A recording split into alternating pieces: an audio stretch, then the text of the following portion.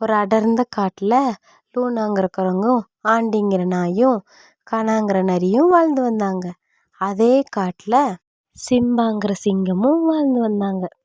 ஆனால் சிம்பா எந்த வேலைக்கும் போகாமல் உணவு தேடக்கூட போகாமல் எப்போ பார்த்தாலும் தூங்கிட்டே இருக்கும். ஆண்டி லூனா கனா தான் அதுக்கு தினமும் உணவு கொண்டு வந்து தருவாங்க. ஆண்டி கனா, வாங்க போய் சாப்பாடுக்கலாம். கொஞ்சம் நேரம் தவறுனா கூட சிம்பா நம்மளை அவ்வளோதான்.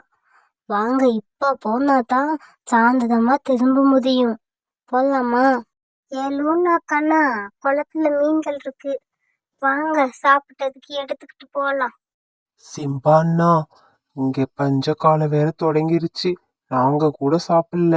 சரி, நீங்களாவது சாப்பிடுங்கன்னு தான் உங்களுக்கு கொண்டு வந்து கொடுக்குறோம்.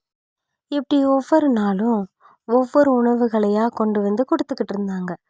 அந்த சமயம்தான் கண்ணா, ஆண்டி, நம்மளே 3 வேளையில ஒரு வேளை தான் சாப்பிடுறோம். இதுல வேற சிம்பாக்கு கொண்டு போய் கொடுக்கணும்னா எப்படி முடியும்? பஞ்சக்கால வேற தொடங்கிடுச்சு. சீக்கிரமா யோசிங்க, அதை என்ன பண்ணலான்னு.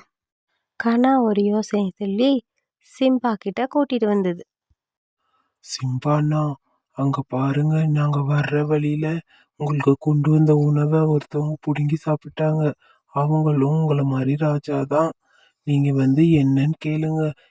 எங்களால ஒருத்தருக்கு தான் உணவு கொடுக்க முடியும். நீங்களா இல்ல அவரான்னு சொல்லுங்க. சிம்பாண்ணா, இவங்க தான் எங்ககிட்ட இருந்து உணவு புடுங்கினாங்க. நீங்களா பார்த்து பேசிக்கோங்க.